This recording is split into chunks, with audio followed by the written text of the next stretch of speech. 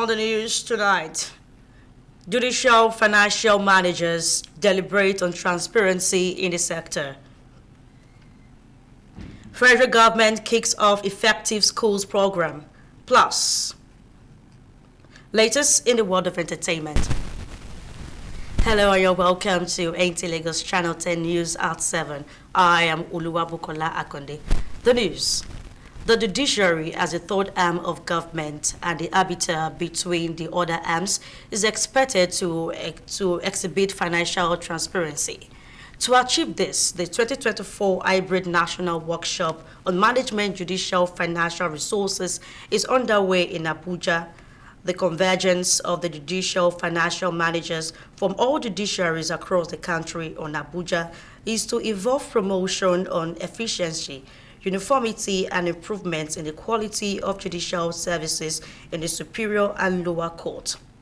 The three-day training with the theme, Strengthening Financial Transparency and Accountability in the Judiciary, is meant to keep participants abreast of global best practices. Participants in the next 3 days will cross-fertilize ideas on budgeting, fraud prevention, and deployment of technology in financial management. The administrator, National Judicial Institute Justice Salisu Gabar Abdullahi, urges participants to be committed towards the attainment of efficient delivery of services of the litigant. INEC is intensifying engagement with the National Assembly for activities that required legal reforms to implement innovations and hasten administrative actions. INEC Chairman Professor Mahmoud Jakubu stated this at an induction retreat for new President's Electoral Commissioners in Lagos. The INEC Chairman reminded the new commissioners to address the recurring challenges in the areas of pre-elections and post-election litigation, operational issues, especially in the areas of logistics, improvement on voter education processes, issues of strategic communication, and combating fake news, as well as application of technology in the process.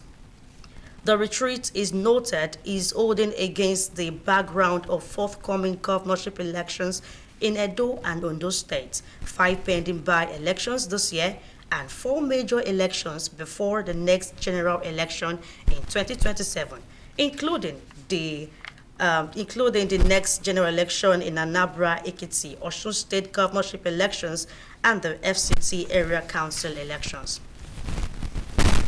More investment and enumeration of households is germane to addressing metering deficits in the country.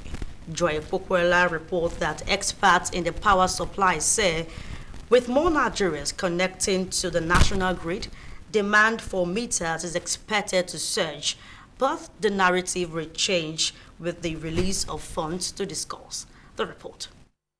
The power sector is pivotal to the nation's economy, with successive administration offering inputs on ways of improving the narrative through investment. Worried by the increasing demand of Nigerians for prepaid meters, the federal government released 21 billion naira for the distribution companies to meet the huge metering gap in the country and end the era of estimated billing in Nigeria. The current price of prepaid meters varies depending on the phase, with single phase costing around 106,000 naira, while the three phase is above 140,000. What we should also note is that consumers are not supposed normally to be affected by the cost of metering because they're supposed to be metered by the discos. The only reason why that cost comes into public knowledge is because of what we call the meter asset provider. Is a scheme that was created so that people that cannot wait for the metering program from the discos to get to them can go and make purchases and they get paid back in forms of energy. Experts emphasize on the need for enumeration to have the clear figure of metering deficits in the country and channel the intervention appropriately. Another figure that was recently announced, it's actually not part of the presidential metering initiative. It is actually as a result of what NEC called the Meter Acquisition Fund to serve as a guarantee that when discos make purchases of meters from meter suppliers, the payment is guaranteed. Of course, it's a very good one. It's a laudable step, and it's a step in the right direction. But my issue for critical concern for me is that will it cascade into constant supply of power? The initiative by the government, experts agreed, could be the much-needed catalyst for Nigeria's power sector. In Lagos, Joel Bukbola, NTA News. The Lagos State government says engaging local engineers and students in higher education on road and bridge construction in the state will not only boost their skills and knowledge, but enable them to abreast with the new trends in technology. Commissioner for Information, Benga Omotosho, disclosed this during a tour of the ongoing road and bridge construction in the state. Ese Owamaka report. Commissioner for Information and Strategy, Benga Omotosho, accompanied by the Special Advisor to Governor Babajide Sanwo-Olu, Office of Infrastructure, Olufemi Daramola, and other state officials embarked on a tour of ongoing strategic road projects in the state. Very, very rough, like somebody cannot even be able to, check where to pass or something, but at least now we can see changes. The government is really trying. May God bless and reward them.